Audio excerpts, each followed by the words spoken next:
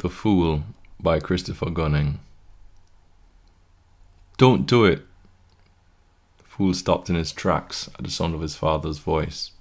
It cut through his confidence like a knife would cut through the flesh of a pear. He closed his eyes and looked down as strong, rough arms wrapped around him and the stubble of his papa's beard crushed against the back of his neck. Despite being a man grown and his father well into his years, the weight of the older man felt like a force that could pull down the sky. You are forgiven. We love you. Whatever happened has happened. There is no need. The father's voice was muffled against him, but the deep timbre resonated through his skull. Further behind him, he heard the wails of his mother, his younger siblings, his wife-to-be. Her dark eyes told stories of their future wedding night. A future that would never come now. You have done no wrong, my son. This sin is ours to bear, as a family. The fool did not open his eyes. His head remained bowed, but his lithe black body stiffened in response to his father's fierce and passionate embrace.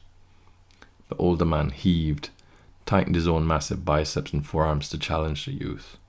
The fool was rocked, but resolute. The wails of his family were punctuated by shouting in the distance ahead.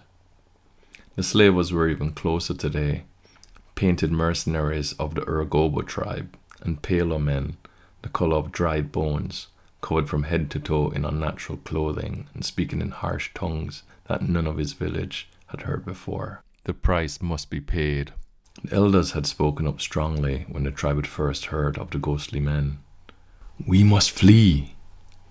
Flee into the jungle, deeper into the heart of the Great Mother. Her protection had always kept us safe in the past, even as we had wronged her. Generations before, when the tribe crossed the desert, the Great Mother had provided food and shelter. When the salted waters came from the Great Sea, her branches had protected us. His tribe and his family worshipped the Great Mother for as long as they had existed, and she rewarded them with prosperity and peace. Her wrath and her forgiveness formed a balance, which the tribe strives to keep. But it was his father that spoke up. No, if we flee from the slavers, then we will flee until the stars gutter out like an untended fire. We must face them. As was custom, the fool, his sisters and brothers sat around their father like an entourage as he argued his opinion to the rest of the tribe. The fool, being the oldest, sat to the left of his father's feet. One day it would be him to take up his father's mantle and seat.